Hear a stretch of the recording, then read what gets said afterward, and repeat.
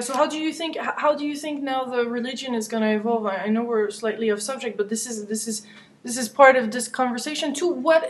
How religion are going to be perceived now, because they do make us feel guilty.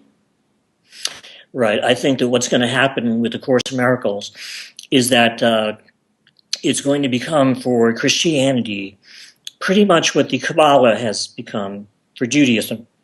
There'll be a mystical wing, which there already is a mystical wing of the Christian religion, but it's very diverse. And what will happen is you'll see more and more Christians turning to something like A Course in Miracles because it satisfies that personal spiritual need that people have to join with their source, which is God or the Holy Spirit or whatever you want to call it. And it's really more for mystics. I think the traditional religion will always be there for people who are more conservative, who are, a little leery about doing anything that the Bible doesn't say. But at the same time, I think that the Course is going to be for the mystics. It's going to be for the people who are more open-minded. And even though I don't think that Christianity will ever officially embrace A Course in Miracles, I think that more and more Christians will turn to it as an alternative form of spirituality, just like a lot of Jewish people turn to the Kabbalah as a mystical form of spirituality. Can you remind us just quickly the origins of the Course in Miracles and who wrote it and when? Sure. The Course was originally published in 1976 by the Foundation for Inner Peace in America. It's about 1,300 pages long because it has really 3 books in one. It's 3 books. The person who scribed the Course was named Dr. Helen Schuckman. She's from New York City. She heard the voice of Jesus over a period of 7 years. And then she wrote it down in her shorthand notebook. And she would dictate what the voice, as she called it, said to her. And then that was typed out by her colleague, Dr. Bill Thedford. They were both research psychologists at the Columbia School of Physicians and Surgeons in New York City. They were very prestigious academics, so they did not put their name on this thing because it was so radical and so different than what they had been teaching all their lives. But they did learn from it, and then they founded this organization called the Foundation for Inner Peace. And there were 5 of them altogether, including Dr. Ken Wapnick, who is today probably, I think, the best Course in Miracles teacher in the world. And they published the Course, and it's been going for about 35 years. And it is mostly spread by word of mouth. They don't have a big advertising thing. And that's also how my books have been spread the last 7 years. They're mostly by word of mouth. People share it with their friends and their relatives. The Disappearance of the Universe has study groups all over the world. And it's a personal thing. It's not some big corporate kind of a thing. It's just a word of mouth thing that's spreading all over the world. And the Course is very radical. It gives you the kind of Jesus that you would find perhaps in the Gospel of Thomas, rather than in the traditional Gospels, which have turned him into a religious figure where you have to believe in the Apostles' Creed. You have to believe that Jesus is God's only son. That's not what he says in the Course in Miracles. He says, collectively, we are all God's one child. And, it's kind of like he's making a personal teaching with you and explaining to you how he became enlightened and how you can be like him. How you can be enlightened like him by simply doing the same things that he did. And there's a workbook with meditations and all kinds of instructions that help condition your mind to be like him, if you choose to be. And it's not for everybody, but if it's for you, then you know it. The Course has sold millions of copies, and it's spread all over the world. And yet there are a lot of people who don't know about it because you don't have Helen Schuckman going on TV because she passed away in 1981. So it's kind of like it's a personal thing. And what I try to do, Marianne Williamson shares a lot about it. Yeah. Marianne is probably the most well-known teacher of the Course in Miracles, and she's probably introduced more people to the Course than anybody in history. I'm kind of like catching up with her now. I like to think that in the last 7 years especially, I know that many, many people have been introduced to the Course through the disappearance of the universe. And I think it does a very good job of explaining the Course, once again, not because of me, but because of my teachers. And I think that, every 10 or 20 years, you have a book like that come out that, really introduces a lot of people to the Course. And that's just one way that the Holy Spirit kind of like shares the word with people and introduces people to what they're ready for. So one question that I always have to people that kind of touch this divinity or are so close from those teachings of ascended masters or top teachers, how do you keep it real? How do you not?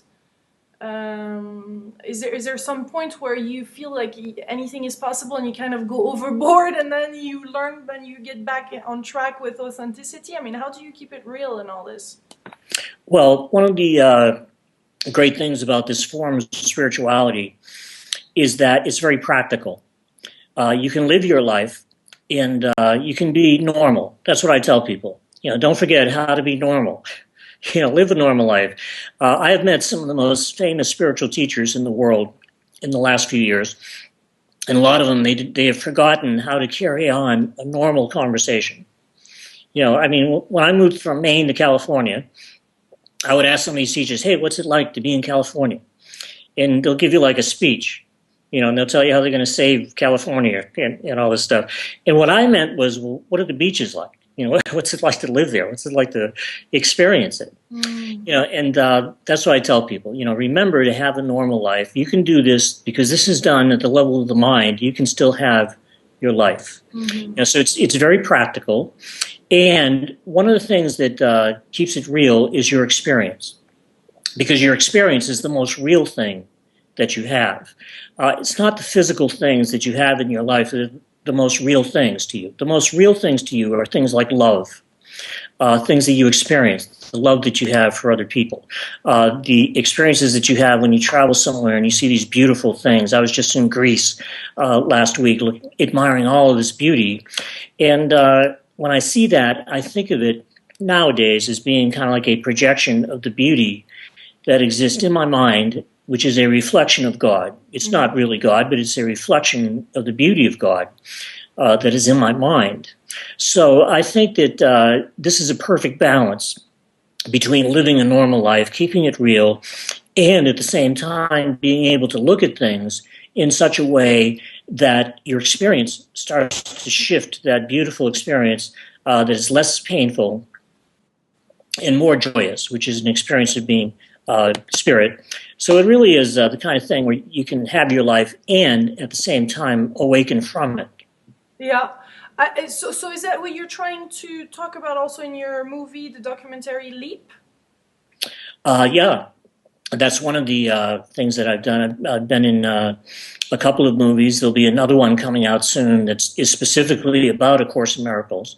And I think that the whole idea behind the Course, and you have to understand that in that movie, Leap, most of the teachers were talking about diverse teachings.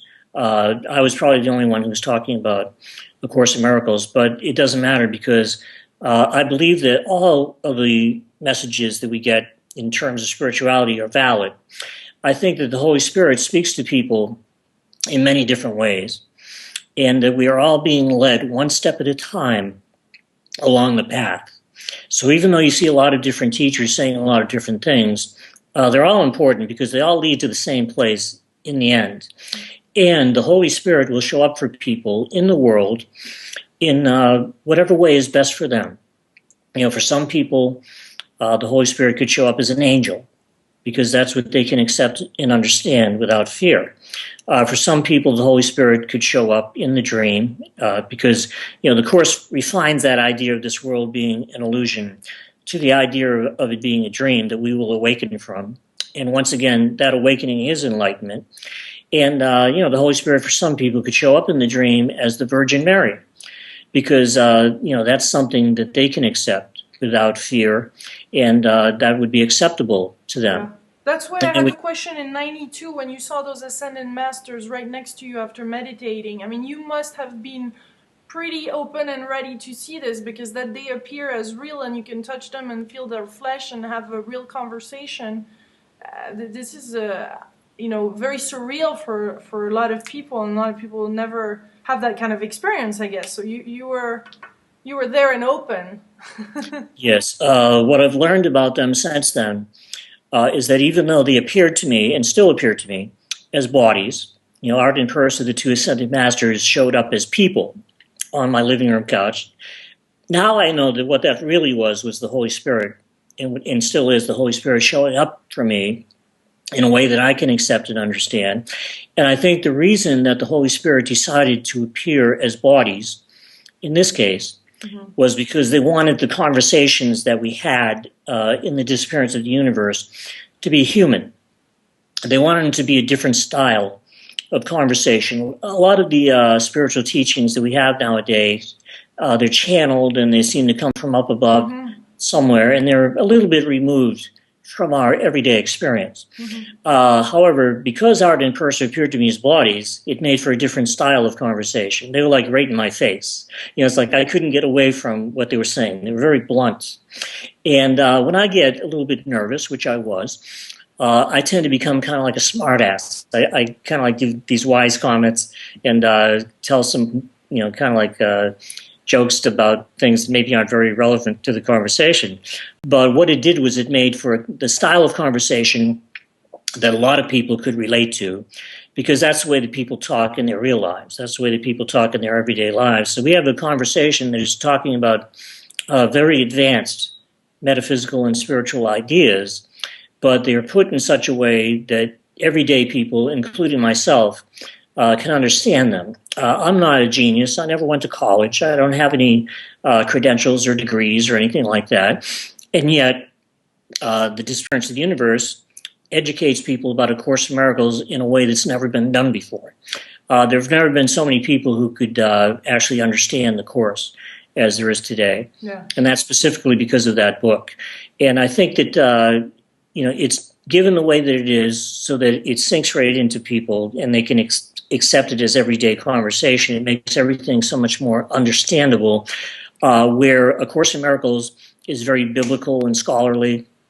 It's a holographic presentation, which is very difficult to understand because it starts off with its most advanced ideas, which you can't possibly understand except through repetition.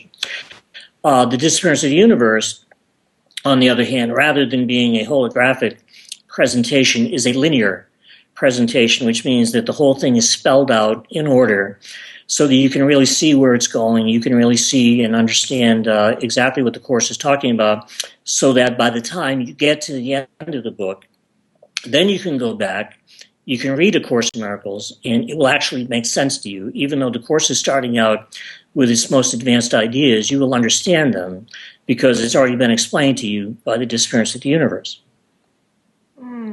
Thank you. Thank you very much, Gary. This conversation was longer than I would have imagined, but I know there's a lot to talk about and even more to talk about. But would you have a last little word or message that you would like to share with us today to end this conversation?